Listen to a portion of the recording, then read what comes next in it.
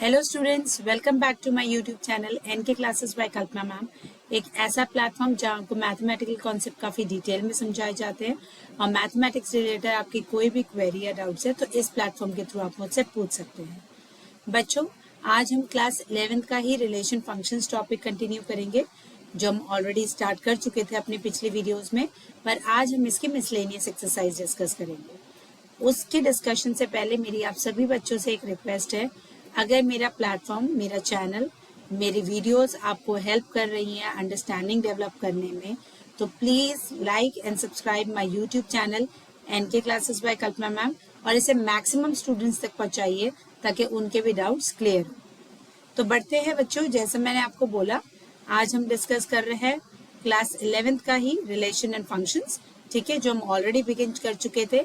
पर आज जो हम डिस्कस करेंगे वो है मिसलेनियस एक्सरसाइज के क्वेश्चंस डिस्कस करेंगे, ठीक है। तो बढ़ते हैं, चलिए स्टार्ट करते हैं। सो पहला क्वेश्चन देखते हैं। बोला the relation F is defined bye, function कैसे डिफाइंड है, एफ ऑफ एक्स दिया हमें एक्स स्क्वायर। तो देखिए फंक्शन दो फंक्शंस दिए हैं। एफ ऑफ एक्स हमें इस तरीके से डिफाइंड है, एक्स स्क्वायर एंड 3x है। एक्स स्क्वायर कब है, when x is what, greater than equal to 0 and less than equal to 3। और 3x कब है, when x is greater than equal to 3 or less than equal to 10। तो हमें बोला है show that the relation g is also given to us, show that f is a function and g is not a function। तो आपको दिखाना है f function है और g फंक्शन नहीं है। तो फंक्शन होने के लिए एक रिलेशन में क्या कंडीशन होनी चाहिए कि उसके हर एक एलिमेंट की यूनिक इमेज होनी चाहिए, right, unique and distinct image होनी चाहिए। या फिर आप बोल सकते हैं अगर जितने भी आप ऑर्डर्ड पेयर उस रिलेशन के लिखेंगे तो कोई भी दो ऑर्डर्ड पेयर के फर्स्ट एलिमेंट सेम नहीं होने चाहिए। तो देखिए यहाँ पे वैसे तो आप 0 से 3 वैल्यूज निकालेंगे, 3 से 10 तक। तो 0 से 10 तक की वैल्यूज अगर हम निकालें तो जब भी आप x की वैल्यू देखिए 0 ले रहे हैं तो फंक्शन कौन सा लेना पड़ेगा, ये सेम वे 1 लेंगे तो भी यही फंक्शन जाएगा, 2 लेंगे तो भी ये जाएगा, 3 लेंगे तो भी ये फंक्शन जाएगा। नेक्स्ट अगर 4 लेंगे तो फंक्शन 3x जाएगा। अब देखिए जब 3 आप ले रहे हैं तो 3 तो यहाँ पे भी आ रहा है ना, इक्वल टू 3 के लिए। तो इक्वल टू 3 के लिए तो कंडीशन फंक्शन ये भी है, 3x भी है। तो इक्वल टू 3 में आपके पास दो तरीके से फंक्शन डिफाइन हो रहा है, एक बार एक्स स्क्वायर भी हो रहा है और एक बार 3x। तो यही वो एक पॉइंट है जिसपे आपको स्पेशली चेक करना पड़ेगा कि इमेज क्या बन रही है इस पॉइंट के लिए, 3 के लिए क्या बन रहा है ना। क्योंकि आप इससे पहले देखेंगे, अगर देखिए 0 पे चेक करूंगी, अगर मैं एफ ऑफ 0 चेक करिए तो क्या आ जाएगा, एफ ऑफ 0 फंक्शन है 0 का स्क्वायर, तो आंसर विल बी 0। जब आप एफ ऑफ 1 की बात कर रहे हैं तो यहाँ पे 1 पे क्या हो जाएगा, देखिए 1 का स्क्वायर तो कितना आ जाएगा 1, ठीक है। तो रिपीट तो नहीं हो रहा ना, ठीक है। यहाँ पे 0 है, 0 के लिए एक ही इमेज यूनिक आ रही है, 1 के लिए एक यूनिक डिस्टिंक्ट इमेज आ रही है 1। अब 3 के लिए चेक कर लेते हैं हम इसी तरीके से। तो आप बोलेंगे at x is equal to 3। तो जब आप 3 के लिए चेक कर रहे हैं तो केयरफुली देखिए फंक्शन कैसे डिफाइंड है, x square. So F of x क्या होगा, मीन्स एफ ऑफ 3 हो जाएगा। एक तो हो सकता है एक्स स्क्वायर है ना, तो मीन्स 3 स्क्वायर तो कितना आ जाएगा 9। दूसरा हमारे पास फंक्शन क्या है, एफ ऑफ 3 अगर मैं चेक करूँ तो दूसरा फंक्शन हमारे पास 3x दिया है, तो ये हो जाना चाहिए 3 टाइम्स ऑफ 3, तो कितना आ जाएगा, वो भी 9। तो इसका मतलब 3 की भी एक ही इमेज आ रही है, दैट इज व्हाट 9, है ना। तो आप बोलेंगे since every element of the domain, यहाँ पे आप लिख सकते हैं since every element of the domain have unique and distinct image, distinct and unique image in codomain, therefore हम सीधा क्या बोल सकते हैं, f of x is a function, है ना। एफ ऑफ एक्स फंक्शन आ गया। चलिए अब चेक करते हैं जी ऑफ एक्स के लिए, है ना। तो जी ऑफ एक्स हमें फंक्शन कैसे डिफाइंड है, जी ऑफ एक्स हमें दिया है सेम वही है, एक्स स्क्वायर है 3x है। एक्स स्क्वायर कैसे डिफाइंड है, when x is greater than equal to 0 and less than equal to 2, और 2 से जब x बड़ा है और 10 से छोटा है। तो देखिए यहाँ पे फंक्शन 0 से लेके 2 तक ले तो आपको एक्स स्क्वायर लेना है फंक्शन, और 2 से लेके 10। तो अगेन आपको दिख रहा है 2 के लिए फंक्शन फिर से दो तरीके से डिफाइन है ना। तो हम ले लेते हैं at x is equal to 2। अगर आप at x is equal to 2 ले रहे हैं तो g ऑफ 2 देखते हैं। देखिए g ऑफ 2 मीन्स 2 का स्क्वायर कितना आ जाएगा 4, और g ऑफ 2 मीन्स 3x भी है तो 3 इंटू 2 कितना आ जाएगा 6। तो देखिए 2 ही एलिमेंट है जिसकी दो इमेज आ रही है, 2 एलिमेंट की इमेज 4 भी आ रही है और 6 भी आ रही है, जो कि पॉसिबल केस नहीं हो सकता है ना। तो आप यहाँ क्या लिखेंगे, since the element 2 of domain have two different images, क्या क्या है, 4 and 6 in codomain, therefore g of x is not a function। क्योंकि देखिए अगर इसका आप ऑर्डर्ड पेयर भी लिखेंगे तो क्या लिखेंगे, देखिए 2 4 होगा और 2 6 होगा, तो फर्स्ट एलिमेंट रिपीट हो गया ना, तो वो पॉसिबल केस नहीं हो सकता। सो आई होप सो समझ आ गया आपको कैसे करना है फर्स्ट क्वेश्चन। ठीक है, बढ़ते अपने नेक्स्ट क्वेश्चन पे। सो नेक्स्ट क्वेश्चन नंबर 3 लिया है मैंने। आप कुछ क्वेश्चंस इन बिटवीन नहीं किए, मैं चाहती हूँ आप भी कुछ ट्राई करिए। अगर आपको कोई डाउट है तो please let me know. So third question बोल रहा है find the domain of the function. आपको इसका फंक्शन का डोमेन निकालना है। तो जब भी ऐसे फंक्शन है जो आपको रैशनल फॉर्म में दिख रहे हैं, means P by Q form में दिख रहे हैं, तो बिना सोचे समझे एक चीज दिमाग में रखिए। देखिए जब ये फंक्शन तभी डिफाइन हो सकता है जब इसका डिनोमिनेटर क्या नहीं होना चाहिए, जीरो नहीं होना चाहिए। तो इसका डिनोमिनेटर जीरो कहाँ होगा पहले हम चेक करते हैं। सो आप सीधा डिनोमिनेटर पे आइए, x square minus 8x plus 12। तो इसका स्प्लिटिंग द मिडिल टर्म कर लेते हैं, पहले देखते हैं पॉइंट्स क्या आ रहे हैं हमारे पास। तो बेसिकली कैसे करते हैं, आप 12 को करेंगे, देखिए यहाँ 1 है ना, 1 इंटू 12 12 हुआ। 12 को ब्रेक करके देख लेते हैं, 2 6 एंड 2 3।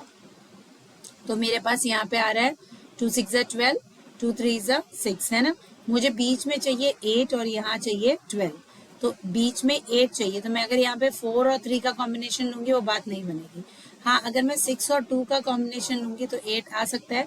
तो मैं लिखूंगी x square minus 6x minus 2x plus 12। तो देखिए माइनस माइनस प्लस 12 बन गया और नेगेटिव साइन, बड़े का साइन आ गया माइनस 8x। अब x कॉमन लेंगे तो क्या आएगा, x माइनस 6, यहाँ से माइनस 2 कॉमन लेंगे तो x माइनस 6 यहाँ पे भी आ जाएगा। तो यहाँ पे अगर आप इसको सॉल्व करेंगे, एक आ रहा है x माइनस 2 और एक आ रहा है x माइनस 6। तो इससे क्लियरली पता चल रहा है अगर आप x की वैल्यू 2, इससे x की वैल्यू क्या आ जाएगी, x इज इक्वल टू 2 और x इज इक्वल टू 6। तो अगर x इज इक्वल टू 2 लेंगे तो देखिए 2 का स्क्वायर माइनस 8 2 16 प्लस 12 है ना। तो अब प्लस बेसिकली आ जाएगा 2 का स्क्वायर 4 माइनस 8 2 16 प्लस 12। तो ये क्या आ जाएगा, 0 आ जाएगा। तो इसका मतलब x इज इक्वल टू 2 नहीं हो सकता। सेम पे x इज इक्वल टू 6 भी नहीं हो सकता यहाँ पे। तो आप क्लियरली लिखेंगे देयरफॉर द डोमेन क्या हो जाएगा इस फंक्शन का, the domain of the function, the domain of the function will be all real numbers. सारे रियल नंबर्स हो सकते हैं एक्सेप्ट किसको छोड़ के, 2 और 6 को छोड़ के, बाकी सब इसके डोमेन में आ सकते हैं, है ना। उसके अलावा आप कोई भी वैल्यू ले लीजिए, कहीं पे भी डिनोमिनेटर जीरो नहीं बनेगा। ठीक है, तो ये बेसिकली आपने इक्वेट करा जीरो के, तो आपके पास ये पॉइंट्स आ गए। I hope so point clear है। चलिए बढ़ते हैं नेक्स्ट क्वेश्चन पे। अब नेक्स्ट फोर्थ क्वेश्चन में find the domain and the range of the real function f of x is equal to root x minus 1। तो क्वेश्चन में बोला है एफ ऑफ एक्स क्या दिया हमें, रूट ऑफ एक्स माइनस 1, है ना। मैं इस पॉइंटर का जरा सोचो पेन का कलर चेंज कर लेती हूँ।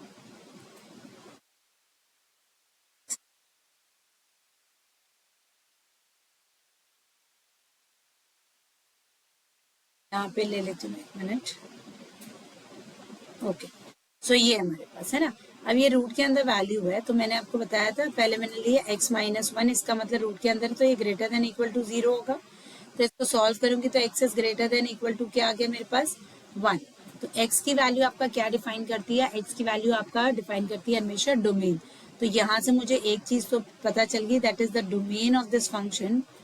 Domain of F of x क्या हो जाएगा, क्लियरली दिख रहा है x is greater than equal to 1, means 1 include हो सकता है से लेके उससे बड़ा, तो टिल इन्फिनिटी, इन्फिनिटी में हमेशा ओपन इंटरवल आएगी। ठीक है, अब हम बात करते हैं रेंज की। तो रेंज हमेशा एफ ऑफ एक्स की वैल्यू डिफाइन करते हैं। तो यहाँ पे मेरे पास कंडीशन आई, डोमेन के आगे x is greater than equal to 1 आ रहा है। x अगर ग्रेटर देन इक्वल टू 1 है बच्चों, ठीक है, तो मुझे क्या चाहिए, x माइनस 1। तो मैं क्या किया, सब्ट्रैक्टिंग, यहाँ लिख देती हूँ सब्ट्रैक्टिंग 1 फ्रॉम बोथ साइड्स। ठीक है, 1 फ्रॉम बोथ साइड सब्ट्रैक्ट करा तो क्या हो जाएगा, देखिए x minus 1 greater than equal to 1 minus 1 हो जाएगा बेटा। ठीक है, यहाँ तक पॉइंट क्लियर है। ठीक है, यहाँ इनइक्वालिटी का साइन चेंज नहीं होगा क्योंकि आप -1 से मल्टीप्लाई या डिवाइड करते हैं तब इनइक्वालिटी का साइन चेंज होता है। आपने तो सबट्रैक्ट किया, ठीक है। ये हो गया x-1 greater than equal to 0, right. अब मुझे स्क्वायर रूट चाहिए तो स्क्वायर रूट ले लेते हैं दोनों साइड में, तो ये रूट लेंगे तो -1 ग्रेटर देन इक्वल टू, यहाँ पे तो 0 ही रहेगा। तो ये क्या चीज है, एफ ऑफ एक्स आ गई। तो f of x is greater than equal to क्या आ रही है आपके पास, 0। तो एफ ऑफ एक्स ही तो हमारा डिफाइन करता है क्या, रेंज। तो इसका मतलब the range of F of x क्या आ जाएगा, range of F of X आ जाएगा 0 से बड़ा होना चाहिए including 0, so 0 till infinity. So this will be the range of this function. I hope so point clear है सबको, ठीक है। तो बढ़ते हैं नेक्स्ट क्वेश्चन पे बच्चों। सो नेक्स्ट क्वेश्चन है क्वेश्चन नंबर 6, देखते हैं। हमें बोला है एफ ऑफ एक्स फंक्शन दिया है, किस तरीके से डिफाइंड है, एक्स ऑर्डर पेयर दिया है, x square upon 1 plus X square है, such that X belongs to R. Now here be a function from R into R में है function, so determine the range of this function. आपको इसका range बताना है, ठीक है। तो सबसे पहली चीज, अगर ये फंक्शन अगर आप देख रहे हैं तो हमारे पास दिया हुआ, देखिए एफ कैसे डिफाइंड है, हमें बोला है x comma x square upon 1 plus X square. तो अगर आप बड़े ध्यान से देखें तो ये जो फंक्शन ये वाला पार्ट है वाई, ये एक्चुअली रेंज आपका डिफाइन करेगा ना। ऑर्डर्ड पेयर में आप जो लिखते हैं वो सेकेंड एलिमेंट आपका रेंज डिफाइन करता है। तो यहाँ दिख रहा है मुझे ये x square upon 1 plus X square, ये टर्म हमेशा क्या होगी, इज ऑलवेज पॉजिटिव। क्यों होगी ऑलवेज पॉजिटिव, देखिए एक्स स्क्वायर तो पॉजिटिव देगा number, x square positive number देगा, उसमें 1 भी ऐड कर दोगे तो क्या मिलेगा, एक पॉजिटिव वैल्यू ही तो मिलेगी, राइट। फिर हम क्या देख करेंगे आगे, तो इसमें देखिए ये तो हमने बोल दिया कि ऑलवेज पॉजिटिव होगी, है ना। और ये वैल्यू एक्चुअली क्या है, वाई की वैल्यू है आपके पास, और जो कि रेंज डिफाइन करती है ये होगी। और अगर आप ध्यान से देखेंगे तो this value always lies, this value always lie between, अगर आप ध्यान से देखेंगे तो 0 to 1 के बीच में ही ये वैल्यू लाई करेगी। अगर आप x की वैल्यू 0 डालते तो 0 अपॉन 1 प्लस 0, तो वो आ गया 0, मतलब 0 एक पॉसिबल आंसर है। पर यहाँ पे अगर आप कोई भी वैल्यू डाल, देखिए 1 डालेंगे, अब क्या हो जाएगा, 1 अपॉन 1 प्लस 2, 1 प्लस 1 सॉरी 1/2 हो जाएगा, 0.5 आ जाएगा। 1 अगर 2 डालेंगे तो 2 अपॉन, यहाँ आ जाएगा क्या, 1 प्लस 2 का स्क्वायर दैट इज 4, यहाँ पे भी 2 का स्क्वायर था 4, सो 4 अपॉन 5। तो ये वैल्यू हमेशा आप देखेंगे जैसे 5 अपॉन, नेक्स्ट अगर अब जैसे मैंने 3 डाला तो 9 आ जाएगा, 9 अपॉन 10। तो ये वैल्यू हमेशा 1 से लेस ही आएगी आपकी, 1 नहीं आ सकती किसी भी हाल में, है ना। किसी भी हाल में आंसर 1 नहीं आ सकता। तो इसका मतलब इसका अगर मैं रेंज की बात करूं, सो range of this function F will be what, it will be 0 possible answer है, पर ये हमेशा 1 से लेस होगा। तो 0 to 1 ओपन इंटरवल हो जाएगा, राइट, क्योंकि वो 1 की वैल्यू 1 नहीं आ सकता इस केस में। ओके, नेक्स्ट क्वेश्चन देखते हैं। नेक्स्ट क्वेश्चन 8 में बोला है फंक्शन एफ दिया हुआ है, ऑर्डर्ड पेयर है 1 1 2 3 0 -1 and -1 -3, be a function from z to z to mean integer to integer defined है। फंक्शन को हमने इस तरीके से लिखा है, f of x is equal to a x plus b, है ना, for some a b and determine a b हमें निकालना है। तो ये देखिए ये फंक्शन है, इसी को इसी तरीके से डिफाइन किया है ना। तो हम क्या करेंगे, अगर मैंने लिया फॉर 1 1 ले लेती हूँ, आपकी मर्जी, आप किसी भी नंबर को ले सकते हैं, किसी भी ऑर्डर पे को। 1 1 मीन्स क्या होगा, y की एफ ऑफ एक्स की वैल्यू 1 है, ये होता है आपका, देखिए ये होता है x और ये होता है एफ ऑफ एक्स या y बोल सकते हैं आप, है ना। तो इसका मतलब 1 is equal to a into 1 plus b होगा। तो मेरे पास एक आ गया a plus b is equal to 1, ये पहली इक्वेशन आ गई। इसी तरीके से मैं दूसरा पॉइंट ले लेती हूँ 0, -1, क्योंकि मुझे 0 दिख रहा है, इजी पड़ेगा इसलिए मैंने ले लिया। तो यहाँ पे फंक्शन ये देखिए ये है x और ये है आपका एफ ऑफ एक्स, है ना। तो -1 is equal to a times 0 plus b। तो यहाँ से clearly b is equal to कितना आ गया, -1, ये 2 मार्क कर लीजिए। तो b इज -1, सो सब्सटीट्यूटिंग लिख देती हूँ मैं, b is equal to -1 in first equation, है ना। तो यहाँ पे क्या आ जाएगा, a -1 is equal to 1, so a is equal to कितना आ गया, 2। तो a की वैल्यू 2 आ रही है और b की वैल्यू कितनी आ रही है, -1। आपको a और b ही निकालना था क्वेश्चन में, जो हमने निकाला, राइट। बढ़ते नेक्स्ट क्वेश्चन में। देखिए क्वेश्चन नंबर 9 क्या है, let r be a relation from n to n means natural number to natural number, defined by r। Relation कैसे डिफाइंड है, ordered pair a b such that a B belongs to natural number and a is equal to B square दिया, are the following true. आपको बताना है क्या ये condition true है या नहीं है। ठीक है, चलिए देखते हैं कैसे करेंगे। सो देखिए, पहला पार्ट बोला है, फर्स्ट पार्ट बोला है A that order pair A belongs to R for all A belongs to N. तो अब इसमें देखिए, अगर मैं बोल रही हूँ, मैंने बोला ए जो है हमने बोल दिया वो मैं 2 ले रही हूँ, दैट इज आप लिख सकते हैं। देखिए फर्स्ट पार्ट की बात कर रहे हैं, तो मैंने बोला 2 belongs to n, natural number को बिलोंग करता है। तो बोल रहा है रिलेशन कैसे डिफाइंड है, देखिए आर हमें इस तरीके से दिखा है, A is equal to B square होना चाहिए, ये रिलेशन है आपका। तो यहाँ पे अगर मैं बोलूँ 2 इज इक्वल टू 2 स्क्वायर होता है क्या, बिल्कुल नहीं होता है ना, 2 का स्क्वायर तो 4 होता है, 2 इज नॉट इक्वल टू 4। तो इसका मतलब ये स्टेटमेंट क्या है, फॉल्स है, ये ट्रू नहीं है। फर्स्ट वाली स्टेटमेंट आप लिखेंगे, so A belongs to R for all A belongs to N is false, is not true.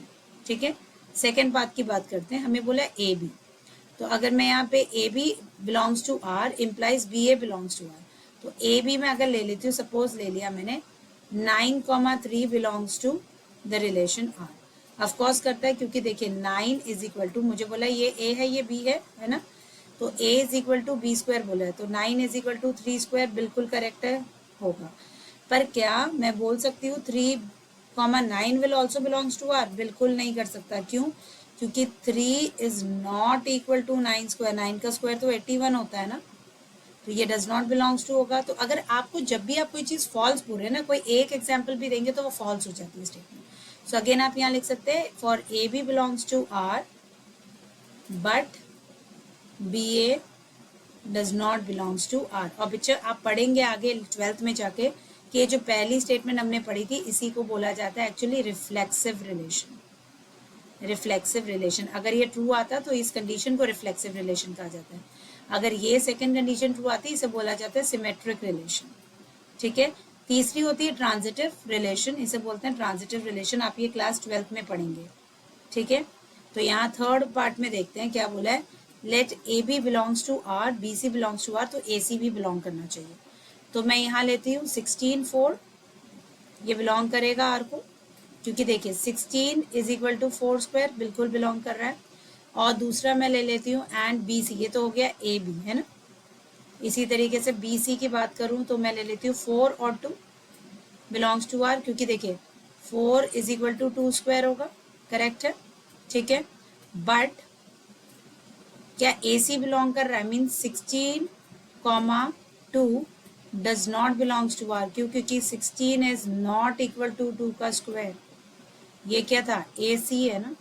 तो इसका मतलब here for this particular case A B belongs to R है, B C belongs to R है, but A C does not belongs to R. I hope so it is clear. तो ये statement भी हमारे पास क्या आ गई, फॉल्स आ गई। आई hope सो बच्चों आपको क्वेश्चन समझ आ गया मैंने क्या बताया। चलिए बढ़ते हैं अपने नेक्स्ट क्वेश्चन पे। क्वेश्चन नंबर 11 देख लेते हैं। क्वेश्चन नंबर 11 बोला है, let f be the subset of z cross z. ठीक है, इंटीजर का। Now defined by the function f of, f function कैसे डिफाइंड है, the order pair a b comma a plus b such that a B belongs to Z.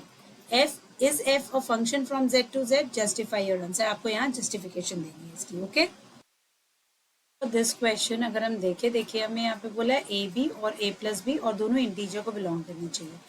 तो for example अगर suppose मैं ए ले लेती हूँ 2 और बी ले लेती हूँ 6, इसी तरीके से एक और केस लूँगी, ए लेती हूँ -2 और बी लेती हूँ -6। तो देखिए ये दोनों केस में ये ए बी दोनों बिलोंग कर रहे हैं किसको, इंटीजर को, और यहाँ पे भी ए बी बिलोंग करेगा इंटीजर को। ठीक है, तो अब इस फंक्शन का हम बात करें, अगर मुझे जस्टिफाई करने चेक करना है कि फंक्शन है नहीं, तो ऑर्डर्ड पेयर के कोई भी 2 एलिमेंट्स जो फर्स्ट एलिमेंट होने चाहिए वो सेम नहीं होने चाहिए, या फिर आप बोल सकते हैं every element should have a unique image in set B. Every element of set A should have a unique image in set B. ये फंक्शन की डेफिनेशन है। तो अगर इसमें अगर आप बात करेंगे तो यहाँ पे ये देखिए फंक्शन f क्या बनेगा, यहाँ पे अगर देखूँ तो यहाँ बन रहा है a b, a into b चाहिए। तो अगर पहले की बात करूँ तो यहाँ आएगा 2 इंटू 6 और इसकी इमेज बनेगी a plus b means 2 plus 6, correct.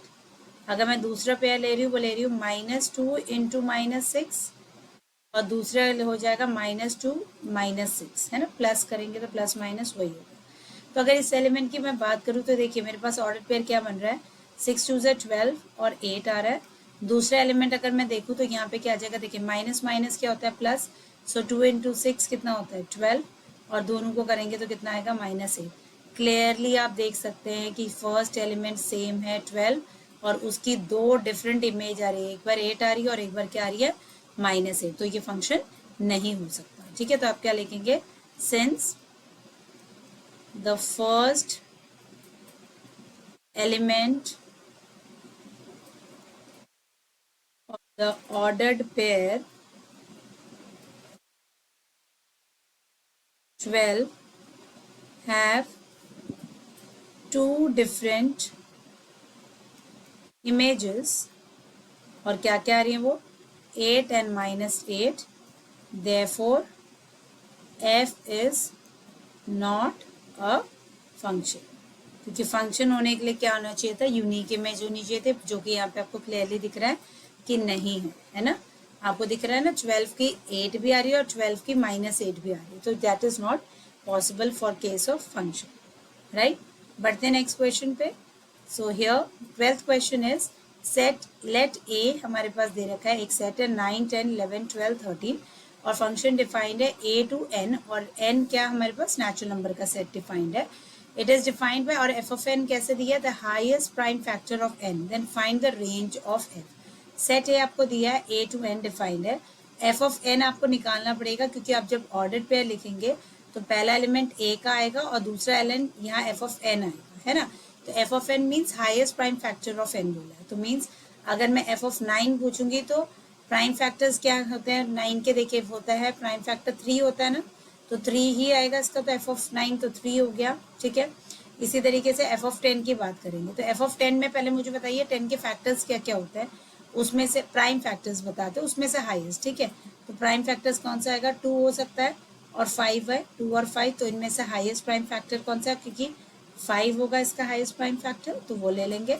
Next बात करते हैं एफ ऑफ 11, तो 11 का तो हाईएस्ट प्राइम फैक्टर 11 और 1 ही, प्राइम फैक्टर्स तो 11 और 1 ही होंगे, जिसमें से प्राइम सिर्फ 11 है। ठीक है, 1 is neither prime nor composite, ये ध्यान रखिएगा। एफ ऑफ 12 की बात करते हैं, एफ ऑफ 12 के अगर मैं प्राइम फैक्टर्स की बात करूँ तो मेरे पास आता है 2 3, है ना, 2 3 ज़ा 6 हो गया, 6 2 ज़ा 12 होता है, तो 2 और 3 है, राइट।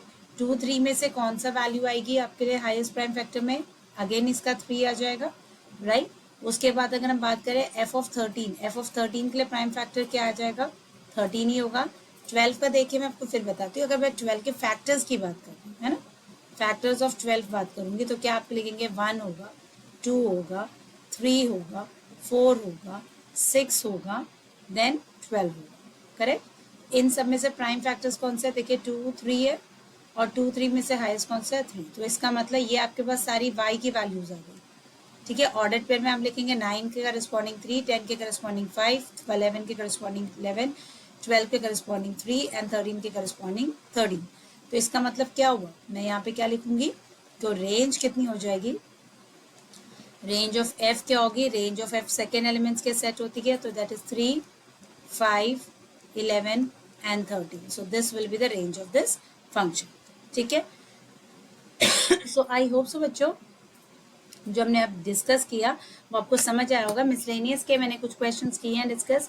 अगर आपकी कोई भी क्वेरी है इस एक्सरसाइज से रिलेटेड, इस चैप्टर से related, so please post me on this channel through this comment section, आप मुझसे पूछ सकते हैं। और अगर आपको मेरी वीडियोस हेल्प कर रही हैं, आपको आज का टॉपिक समझ आया हो, तो please like and subscribe my YouTube channel NK classes by Kalpana ma'am, और इसे मैक्सिमम स्टूडेंट तक शेयर कीजिए। मिलते हैं अपनी नेक्स्ट वीडियो में जिसमें हम नेक्स्ट चैप्टर स्टार्ट करेंगे। Thank you.